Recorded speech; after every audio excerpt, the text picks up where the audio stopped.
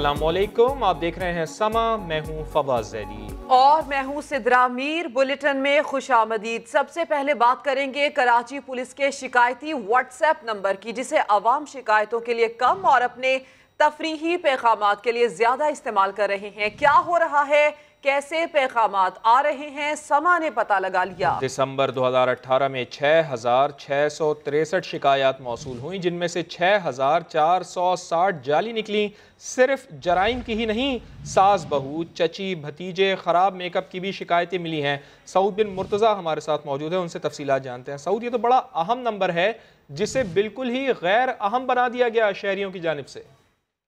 जी हाँ, बिल्कुल। Karachi police chief ने अगस्त में ये नंबर जारी किया था और शुरू किया था कराची के शहरियों के लिए, लेकिन इसका बेदरीज गलत इस्तेमाल जो है कराची की शहरियों की जानिब से किया जा रहा है। और ना सिर्फ कराची बल्कि बैरून मुल्क से भी खवातीन ऐसे मैसेजेस करती हैं, जो लोग उनको कराची में उनकी रिश्तेदार तंग करते हैं तो उनको मैसेजेस कर दिया जाता है। व्हाट्सएप नंबर पे शिकायत की जाती है। एक खातून ने शिकायत की कि उनका मेकअप खराब कर दिया, पार्लर के खिलाफ कार्रवाई हो। इसी तरह एक खातून ने कहा कि उनका बेटा जो है उनके मैसेजेस उनके बावजूद को दिखाता है। कराची पुलिस चीफ कहते हैं कि ऐसे मामलात पर कराची पुलिस कुछ कर नहीं सकती, और अब उन्होंने ये फैसला किया कि जो लोग इस तरह के मैसेजेस और जो शिकायत करेंगे, 3 दफा के बाद उनका नंबर ब्लॉक कर दिया जाएगा। और जब उनको हकीकत में कोई मसला दरपेश होगा तो अब वो जो है शिकायत नहीं कर सकेंगे। इसमें सबसे ज्यादा अगर रिकॉर्ड की बात की जाए, पुलिस रिपोर्ट के ही मुताबिक पुलिस के ही खिलाफ सबसे ज्यादा शिकायतें की गई, जिस पर कराची पुलिस का जो स्टाफ है उसने शहरियों की मदद की। जो उनकी जो मुकदमात थे वो दर्ज करवाए पुलिस एहलकारों के खिलाफ। कराची पुलिस चीफ का ये कहना है कि जो पुलिस अफसरान के एहलकारों के खिलाफ शिकायत आती है तो वो SP रैंक या उससे अपर लेवल पर जो है दी जाती है, जबकि सबसे ज्यादा जमीनों पर कब्जे, धमकियां और मंशियात की जो शिकायत थी वो इसमें रिपोर्ट हुई, और कराची पुलिस ने इस पर फौरी अमल भी किया। तस्दीक की जाती है पहले शिकायत का, उसके बाद उस पर एक्शन होता है और उस पर कार्रवाई होती है और फिर मुकदमात भी दर्ज कराए जाते हैं। शहरियों की एक बड़ी तादाद रिश्वत, पुलिस की शिकायत जिसमें पुलिस मुकदमात दर्ज नहीं करती, वो भी इस नंबर पे करती है। लेकिन एक बड़ा मसला पुलिस को ये पड़ा कि 6,000 से ज्यादा सिर्फ दिसंबर के महीने की अगर बात की जाए शिकायत की गई, जिसमें से सिर्फ 203 ऐसी शिकायत थी जो पुलिस ने काबिल कबूल की, और उसमें से भी कुछ गलत साबित हुई। जब उसकी तस्दीक की गई, इंक्वायरी की गई तो वो गलत निकली। इसके अच्छा सऊद, ज्यादातर हमने देखा है कि ज्यादातर जो शिकायत हैं वो पुलिस के अपने खिलाफ ही हैं, तो आप ये समझते हैं कि कहीं ये तो नहीं समझ रहे लोग कि इस नंबर को सीरियस ही नहीं लेना है? झूठी साबित हुई, जब उनकी इंक्वायरी की गई, तस्दीक की गई तो वो गलत साबित हुई। अच्छा सऊद, ये मैं आपसे पूछना चाह रहा था कि ज़्यादातर जो शिकायत हैं वो पुलिस के अपने ही खिलाफ हैं, तो क्या लोगों ने इस नंबर को सीरियस ही नहीं लिया है? ये बिल्कुल, देखिए, कराची के शहरियों ने एक बड़ी तादाद जिन्होंने इसको सीरियस लिया, वो शिकायत करते हैं। कराची पुलिस एक अच्छा ये है कि इसको मैनुअली चला रही है, हर शिकायत को नोट करती है। जो लोग सुबह उठ के फजूल मैसेजेस करना शुरू कर देते हैं उनको भी नोट किया जा रहा है कि कितने जो शिकायत हैं जो फजूल में शिकायत कर देते हैं वो भी नोट की जा रही है। उसके साथ साथ जो भी मैसेजेस आते हैं वो शिकायत के तौर पर दर्ज किए जाते हैं, उसकी बाकायदा रिपोर्ट तैयार की जाती है। पुलिस हुक्काम का ये कहना है कि सीरियस तो नहीं लिया बहुत सारे शहरियों ने, लेकिन उनके खिलाफ कोई कार्रवाई नहीं की जा रही। शहरियों से कराची पुलिस चीफ अमीर शेख ने भी दरख्वास्त की है कि वो इस तरह की शिकायत जाया करके ना सिर्फ पुलिस का वक्त जाया कर रहे हैं, बल्कि जो असल शिकायती हैं उनका भी वक्त जो है मार लेते हैं, और उसकी वजह से उनको भी परेशानी का सामना करना पड़ता है।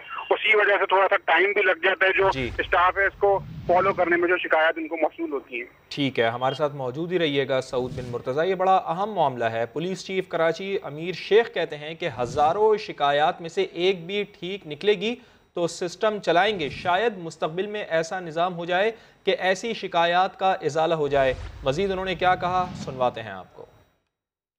खातून ने शिकायत की कि मेरे मैसेजेस मेरा बच्चा मेरी भावजों को दिखाता है, तो बच्चे के खिलाफ क्या एक्शन हो सकता है? या मैं मेकअप पार्लर गई थी तो मेरा मेकअप ठीक नहीं हुआ, उसके खिलाफ एक्शन होना चाहिए, उसने चार्ज ज़्यादा किया है और मुझसे मैं ये कहता हूँ, चलो ये उसका हम पे एतमाद है कि वो इस तरह की शिकायत करते हैं, लेकिन ये पुलिस के मुतलका नहीं है। जो हमारा प्लेटफॉर्म है इस पर बहुत हज़ारों में, एक महीने में, अब 30 दिनों में, अगर आप जनवरी के कुछ दिनों में अगर 9,000 के करीब कंप्लेंट्स हैं, उसमें 25% ठीक है।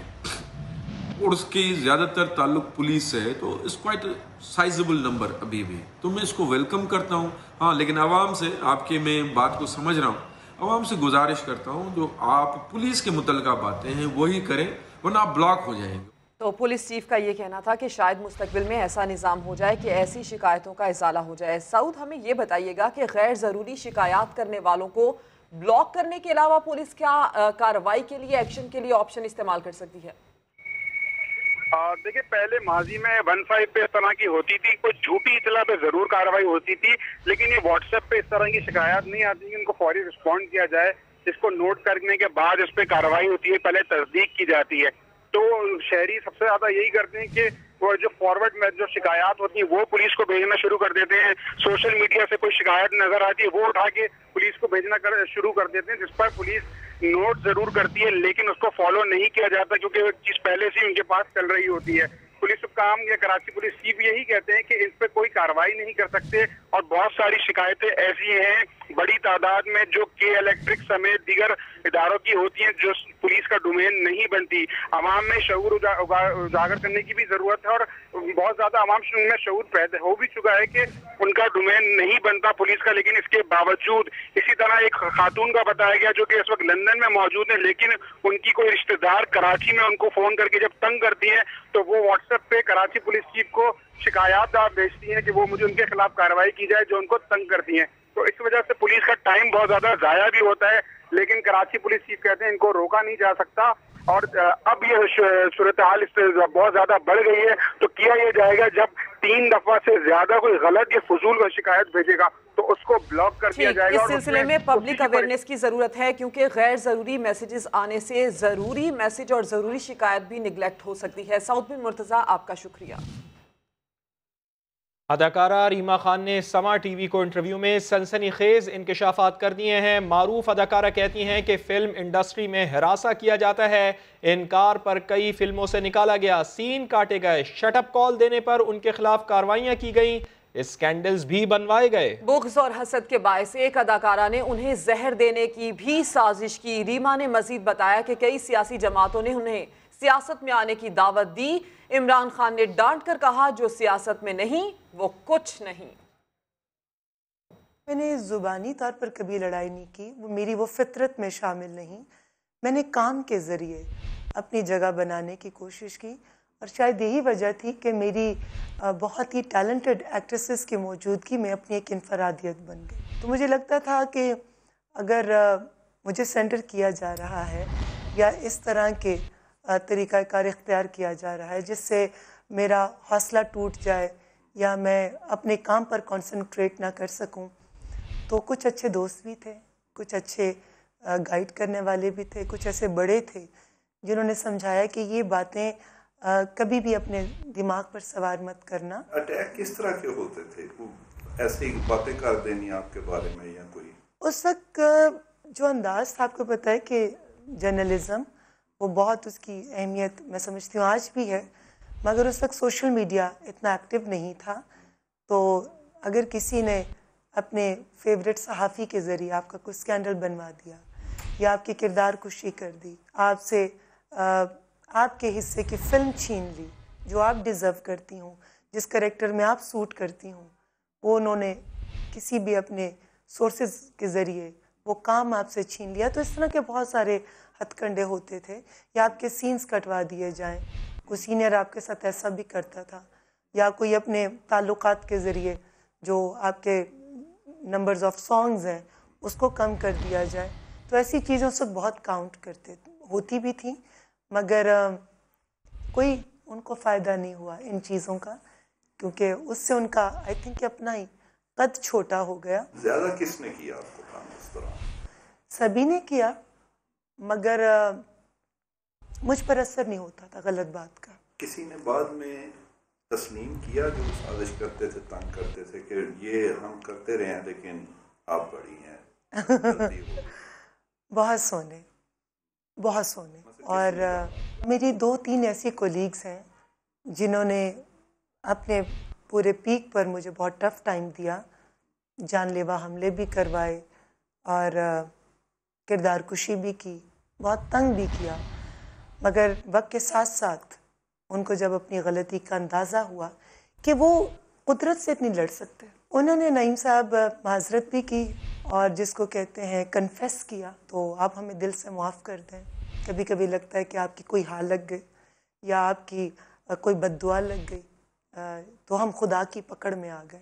कम सही भी करते हैं तो गलत हो जाता है। अच्छा, वो पुलिस कौन सी थी? 2-3 कौन सी थी? कहते हैं कि किसी की गलती अगर आपको पता चल जाए तो उसकी तशहीर मत करो, लेकिन अगर आपके प्रोग्राम को वो देख रही हैं तो उनको पता होगा। हमला कैसे एक ही दफ़ा हुआ या कहीं? एक दफ़ा तो किसी ने मेरे घर पे, बहुत पुरानी बात है, जब मेरे घर पर किसी ने फायरिंग करवाई थी और उसके बाद एक मेरी कोलीग ने, मैं कमर्शियल कर रही थी आसिम रज़ा साहब का, शैम्पू का कमर्शियल था, तो किसी ने पॉइज़न देने की कोशिश की थी।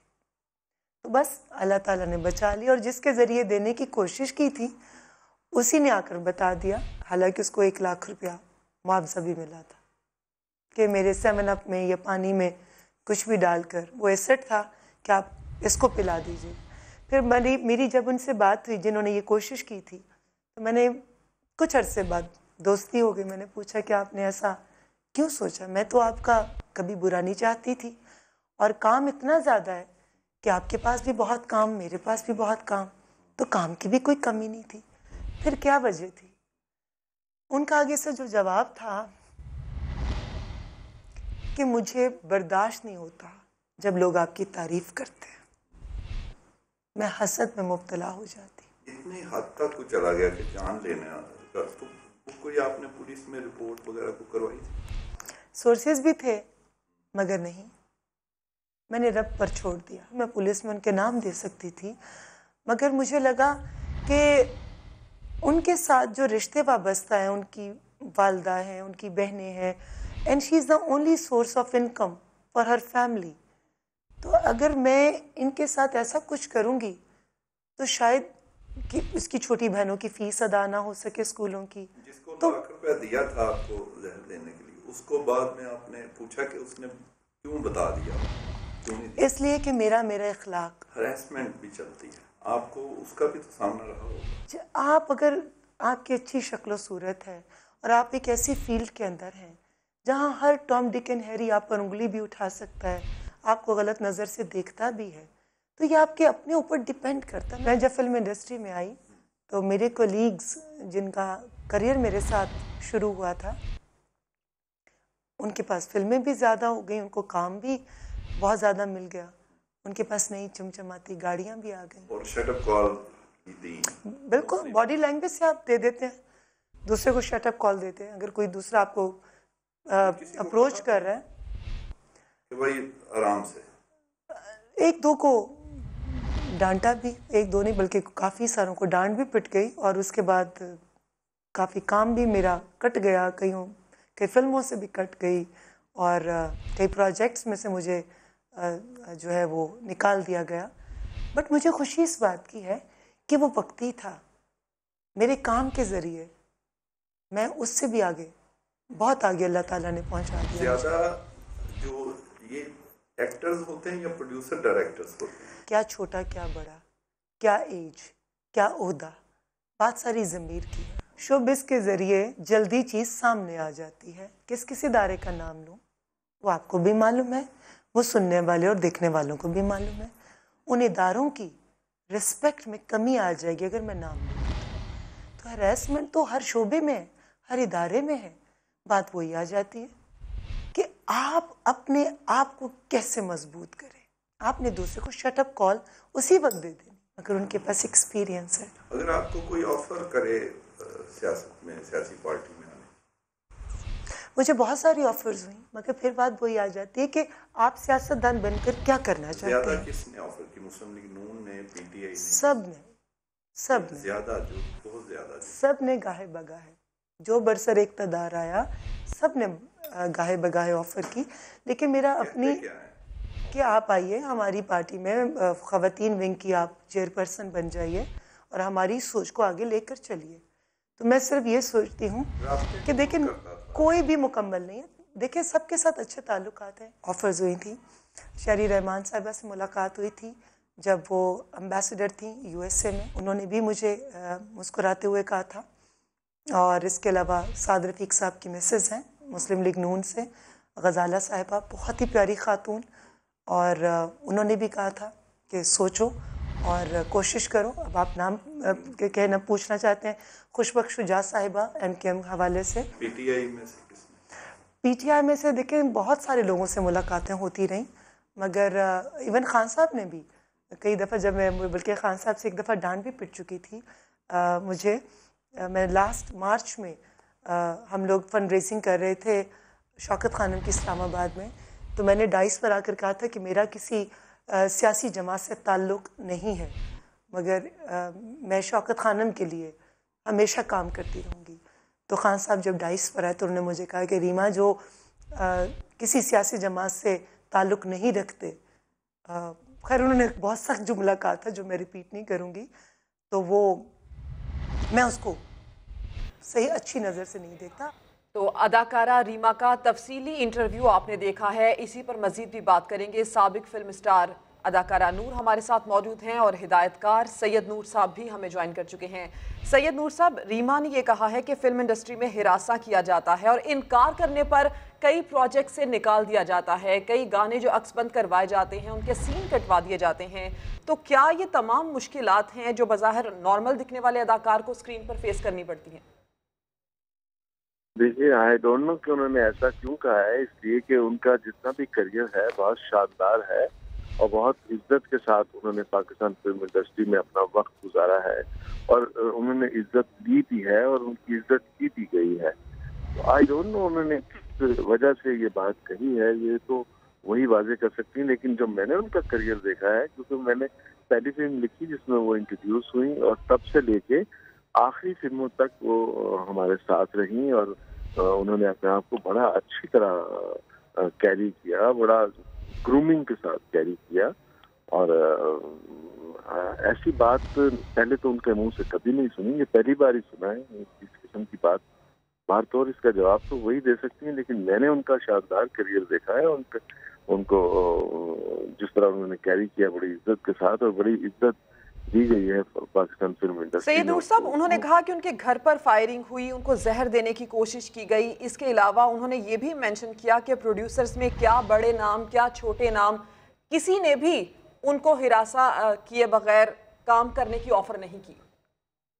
देखिए, ये अभी सुनने में आया है, पहले तो कभी भी ऐसा नहीं था, बड़ी इज्जत के साथ सारा कुछ होता रहा है। अभी वो फायरिंग का वाकया जरूर हुआ, डेफिनेटली हुआ। अब ये नहीं कह सकते कि वो फिल्म इंडस्ट्री वाला किया। लेकिन जब स्टार अपनी शोहरत की बुलंदियों पे होते हैं तो बहुत सारे लोग जो हैं वो उनको चाहते भी हैं, उनसे जेलस भी होते हैं और उनको रास्ते से हटाने की भी कोशिश करते हैं। लेकिन फॉर्चुनेटली इन्होंने हमेशा सर्वाइव किया और अच्छी तरह सर्वाइव किया। अच्छा, साबिक फिल्म स्टार अदाकारा नूर भी हमारे साथ मौजूद हैं। नूर साहिबा, आपको भी वेलकम करते हैं डिस्कशन में। ये बताइएगा कि जिस तरह रीमा साहिबा ये कह रही हैं कि उनको जहर देने की भी कोशिश की गई, तो आपका भी बड़ा फिल्म इंडस्ट्री में टाइम गुजरा है, तो एक अदाकारा का दूसरी अदाकारा के साथ ताल्लुक़ कैसा होता है? क्या बुग़्ज़ और हसद की आग इतनी ज़्यादा बढ़ जाती है कि एक अदाकारा को दूसरी अदाकारा जहर तक दे दे? जी, अस्सलाम वालेकुम। मैंने एक्चुअली पूरा इंटरव्यू सुना रीमा जी का और वो एक्चुअली जो अपना एक्सपीरियंस शेयर कर रही थी और हम सब के we have our share of experiences जहां हमने काम किया। माशाल्लाह उन्होंने बहुत अच्छे तरीके से काम किया। वो अपनी पूरी लाइफ का एक्सपीरियंस जो कि शोबिज़ में करते हुए जैसे जैसे वो सवाल कर रहे थे वैसे कर रहे थे, वही उन्होंने स्पेसिफिकली मुझे पर्सनली लगता है कि वो ये कोई पिन पॉइंट करने के लिए या इंडस्ट्री को बुरा कहने के लिए या कुछ करने के लिए उन्होंने कहीं कोई भी बात ऐसी नहीं की। वो अपना एक्सपीरियंस शेयर करी थी एंड ऑनेस्टली नॉट दैट कि कोई मुझे हरासा। आई वॉज वेरी लकी, अल्हम्दुलिल्लाह, शुक्र है, बिकॉज सब मेरे अब्बू को भी जानते थे और मुझे हरासा नहीं किया गया। लेकिन ये जो जिस तरह की वो बात कर रही है, जहर देने की कोशिश की, इस तरह की बहुत सारी हरकतें बहुत सारे लोगों के साथ होती थी। चीज़ों में आपकी चीज़ें मिला देते थे या कोई ना कोई कुछ ना कुछ आपका मेकअप चोरी हो। मेरे साथ तो मेरा मेकअप बॉक्स चोरी हो गया था। So and I was in Manila and I was so confuse कि मैं क्या करूँ, मेरे पास तो मेकअप भी नहीं है। और वो इस तरह की छोटी छोटी हरकतें ये चलती रहती थी। तो मेरा ख्याल में विजन उनका उस वक्त जो आर्टिस्ट थे या जो भी थे उनको ये अपने ऊपर यकीन नहीं था या फिर उनको अपने रब पे यकीन नहीं था कि वो किसी का रिस्क या किसी को जो इज्जत देनी है अल्लाह ने वो कोई और छीन नहीं सकता। तो ऐसी हरकतें बिल्कुल होती थी, लेकिन अगर मैं आपको ऑनेस्टली अपना एक्सपीरियंस, अपनी लाइफ का एक्सपीरियंस बताऊं तो मुझे कभी किसी ने हरासा नहीं किया, अल्हम्दुलिल्लाह। मैंने बहुत इज्जत के साथ इंडस्ट्री में काम किया, बल्कि फिल्म इंडस्ट्री, टेलीविजन इंडस्ट्री में मैं कह सकती हूँ कि मुझे हरासा किया गया। फिल्म इंडस्ट्री में मुझे बहुत इज्जत के साथ काम किया है मैंने। ठीक है। अच्छा, हमारे साथ ही रहिएगा। अदाकार और हिदायतकार ग़ुलाम मुहिद्दीन साहब भी हमारे साथ मौजूद हैं, फ़िल्म इंडस्ट्री का एक बड़ा नाम। ग़ुलाम मुहिद्दीन साहब, आपने भी बड़ा वक्त गुजारा है फ़िल्म इंडस्ट्री में। ये बताइएगा कि रीमा साहिबा ये कह रही हैं कि उन्हें हिरासा किया जाता था, इनकार पर कई फ़िल्मों से उन्हें निकाला भी गया, उनके सीन भी काटे गए, शटअप कॉल देने पर उनके खिलाफ कार्रवाइयाँ की गई, स्कैंडल्स उनके बनवाए गए। आप का भी बड़ा एक तजुर्बा है, आपने बड़ा वक्त गुजारा है, क्या पाकिस्तान फ़िल्म इंडस्ट्री में ऐसा होता है? बिस्मिल्लाहिर्रहमानिर्रहीम। ये सिर्फ पाकिस्तानी इंडस्ट्री में नहीं होता, ये दुनिया की हर इंडस्ट्री में होता है। और शोबिज इंडस्ट्री को इसलिए ज्यादा हाइप मिल जाती है कि ऑब्वियसली इसमें एक अट्रैक्शन है। दूसरी इंडस्ट्रीज में भी ऐसे ही है, क्योंकि मेरा दूसरी इंडस्ट्रीज के लोगों से भी बड़ा ताल्लुक है, मेरे दोस्त हैं, टेक्सटाइल में भी हैं और बहुत सारी इंडस्ट्रीज ऐसी हैं। लेकिन यस ऑफ कोर्स ये होता है और ये हुआ है, हमारी इंडस्ट्री में भी ये होता रहा है एक दौर में। वो फेज आया था 90 के बाद। 90 से पहले ऐसा कभी नहीं होता था कि कोई किसी को थ्रेटनिंग कॉल्स करे या किसी को गाली गलौज करे या कोई झगड़े करे, लड़ाइयाँ करे, किसी किस्म का कोई टेररिज्म पहले नहीं था ये। लेकिन ये सारी बातें 90 के बाद शुरू हुई। लेकिन मैं ये समझता हूँ कि 90 के बाद पूरे मुल्क का निज़ाम बिगड़ा है, पूरे मुल्क का कल्चर तब्दील हो गया था। हर शख्स हाथ में असला लेके चलना अपने लिए बड़ा काबिल फख्र महसूस करता था, तो वो उसका रिफ्लेक्शन इंडस्ट्री में भी आया था। तो ऑब्वियसली जब वो चीज़ इंडस्ट्री में आई, जो अच्छे प्रोफेशनल्स और शरीफ और डिसेंट प्रोड्यूसर थे, जब उन्होंने देखा कि माहौल ख़राब हो चुका है, हर शख्स बंदूक के जोर पे अपनी शूटिंग करवाने लगा, एक दूसरे को बुरा भला कहना और इस तरह की बातें होती थी, तो आहिस्ता आहिस्ता करके साइड लाइनों को छोड़ के वो लोग, तो ये भी एक बड़ा मेजर फैक्टर है इंडस्ट्री के डिजास्टर में। तो ये बातें होती थी। अब आप देखें, मैं तो आपको पूरा रिकॉर्ड बता के कहूँगा कि जैसे सुल्तान राय साहब का मर्डर हुआ, उसके बाद नादरा का मर्डर हुआ, जी जी, उसके बाद फिर गुंडागर्दी और बदमाशी इतने उरूज पर पहुंच चुकी थी कि शान अपने पीक टाइम पे था, लेकिन शान को फिजिकली मारा गया। तो ये सारी चीजें होती रही हैं, लेकिन अनफॉर्चुनेटली इन चीजों को रोकने वाला कोई नहीं था। और हमारी जो एसोसिएशन वगैरह थी उस लेवल पे काम ठीक होता है। था। ग़ुलाम थोड़ा मुहिद्दीन बहुत साहब, आप जिस तरह कह रहे हैं कि रीमा जो बातें कर रही हैं वो बिल्कुल सही कर रही हैं। 90 की दहाई में ये कल्चर फिल्म इंडस्ट्री में आम हुआ। बहुत शुक्रिया आपका ग़ुलाम मुहिद्दीन साहब, आपने हमें वक्त दिया, हमारे साथ मौजूद थी साबिक़ फिल्म स्टार नूर, आपका भी शुक्रिया। और सैयद नूर साहब हिदायतकार, आपका भी बहुत शुक्रिया। इसी मामले पर बात करते हैं। वज़ीर इत्तलात पंजाब फयाजुल हसन चौहान साहब हमारे साथ मौजूद हैं। चौहान साहब, अदाकारा रीमा का ये कहना है कि उनको फिल्म इंडस्ट्री में हिरासा किया गया, सीनियर अदाकारा की तरफ से ऐसा बयान तशवीशनाक है।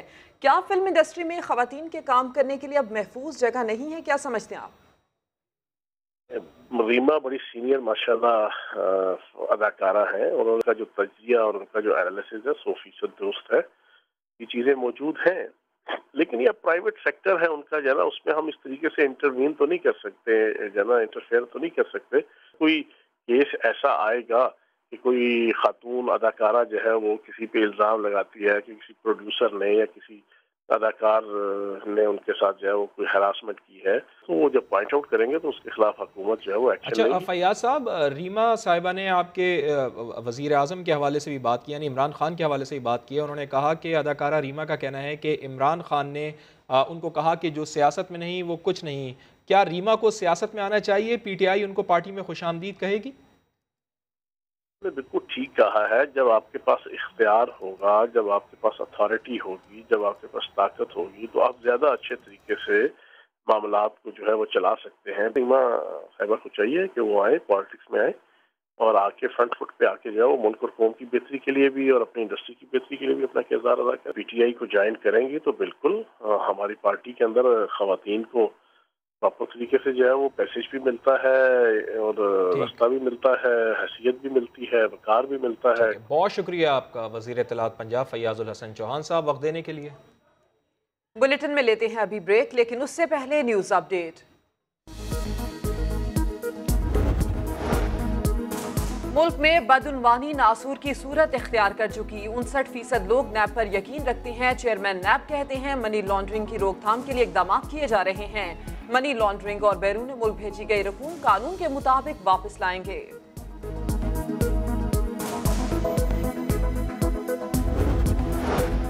मुझे पार्टी से क्यों निकाला? डॉक्टर फारूक सत्तार ने अपनी तंजीमी रुकनियत खारिज करने पर सिंध हाई कोर्ट से रुजू कर लिया। दरख्वास्त में कहा गया है कि रुकनियत खारिज करने के लिए गवर्नर नवीद जमील के दस्तखत काफी नहीं।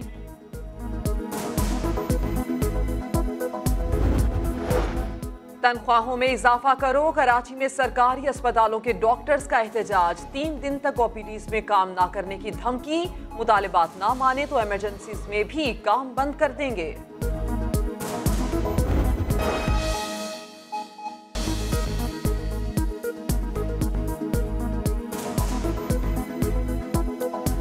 Welcome back. आपको लिए चलते हैं सिंध असम्बली, जहां इजलास जारी है और पीटीआई अरकान और स्पीकर में नोक झोंक भी अब से कुछ देर पहले देखी गई है। मैंने कहा फाइन हैं बराह रास्त इजलास में। जॉइंट रेजोल्यूशन है, मैंने कहा है ओके, मैंने कहा है ना ओके, तो आप बैठ जाएं।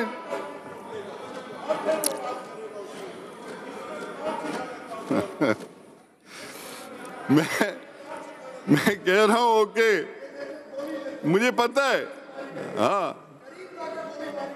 मुझे भी लगी हुई है, मेरी टांग में भी लगी हुई है, मुझे पता है। आप लोग बैठ जाएं, let's go with the question and answer.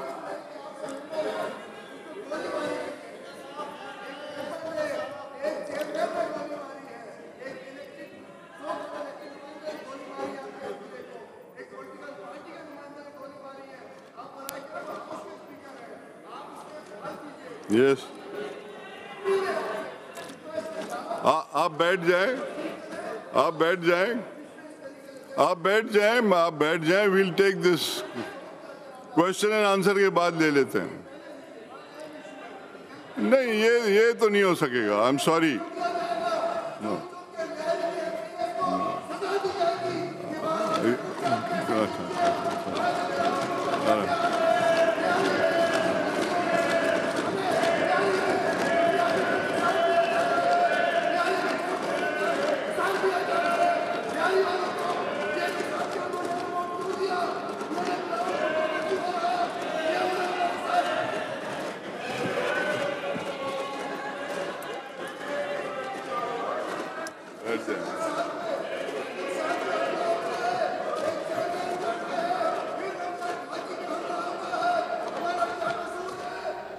तो इस वक्त सिंध असम्बली का इजलास जारी है और अपोजिशन के अरकान शोर शराबा कर रहे हैं और स्पीकर भी इस वक्त सिंध असम्बली के बैठे हुए हैं। वो कह रहे हैं कि क्वेश्चन आंसर का सेशन होने दें, उसके बाद आपका इशू टेकअप करेंगे। इसी पर बात कर लेते हैं। समग्र नुमाइंदे संजय साधवानी हमारे साथ मौजूद हैं।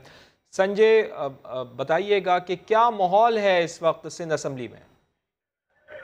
जी बिल्कुल, ऐवान में जो है वो आज फिर रमजान गांधी पर जो हमला हुआ था उसकी किरारदाद लाने के मामले पर तैयार हुआ है। अपोजिशन अरकान जो है वो इस वक्त सिंध असेंबली के अंदर एहतजाज कर रहे हैं। वो अपनी बेंचों पर खड़े हुए हैं और हुकूमत के खिलाफ जो है वो नारेबाजी कर रहे हैं। अपोजिशन अरकान का कहना है कि लाठी गोली की सरकार नहीं चलेगी, और जबकि स्पीकर जो है, असल मामला ये है कि अपोजिशन अरकान चाहते हैं कि जो वक़ा सवाल है महकमा तालीम के मुतालिक, उससे पहले जो पाकिस्तान तहरीक इंसाफ के MP है रमजान गांधी, उन पर हमला हुआ है, उनकी किरारदाद उन्होंने जो है वो पेश करनी है ऐवान में। इससे पहले जो इनकी मुत्तफ़िका तौर पर मुलाकात हुई थी हुकूमत के दरमियान और अपोजिशन के दरमियान, जिसमें ये तय पाया था कि मुत्तफ़िका तौर पर ये किरारदाद पेश की जाएगी। मगर स्पीकर ये कहना है कि ये किरारदाद आप जो है वो पक्का सवालात के बाद पेश कर सकते हैं, इससे पहले आप नहीं कर सकते। जिस पर ये तकरार हुई है और जिस पर जो है अपोजिशन अरकान जो है वो अपनी बेंचों पर खड़े होकर एहतजाज कर रहे हैं। अपोजिशन अरकान का मुतालबा है कि पहले जो है वो ये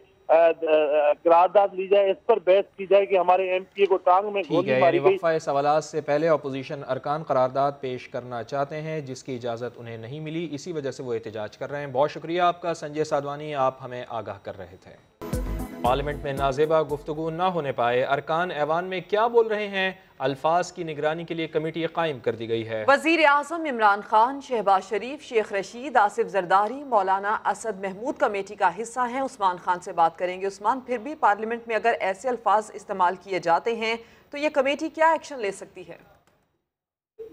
देखिए, स्पीकर कौमी असम्बली की जानिब से 13 पार्लिमानी रहनुमाओं पर मुश्तमिल कमेटी बनाई गई है, जिसका मकसद ये है कि कौमी असम्बली का माहौल दुरुस्त रखने के लिए जो है वो कमेटी तश्कील दी गई है। इसीलिए वो तमाम नाम जिसमें इमरान खान, शहबाज शरीफ, शेख रशीद, तारिक चीमा, खालिद मकबूल, आसिफ जरदारी, मौलाना असद महमूद, अख्तर मैंगल, खालिद मकसी, गौस बख्श महर, शाहजैन बुख्ती और अमीर हैदर होती जो है उनको शामिल किया गया है। अरकान असम्बली के रवैयों से मुतालिक तजावीज़ जो है वो भी तैयार की जाएंगी और अगर किसी को कोई शिकायत है अरकान से या स्पीकर को कोई चीज़ ऐवान में हुई है तो वो अपनी सिफारिशात जो है इस कमेटी को भेजेगी और ये कमेटी जो है उस मामले को लेकर के रिपोर्ट जो है वो पेश की जाएगी। हर 3 माह बाद इसको मैंडेट दिया गया है कि रिपोर्ट जो है वो ऐवान में पेश की जाएगी और कंडक्ट कैसा होगा अरकान असम्बली का, उसके ऊपर बुनियादी तौर पर यह कमेटी तश्कील दी गई है।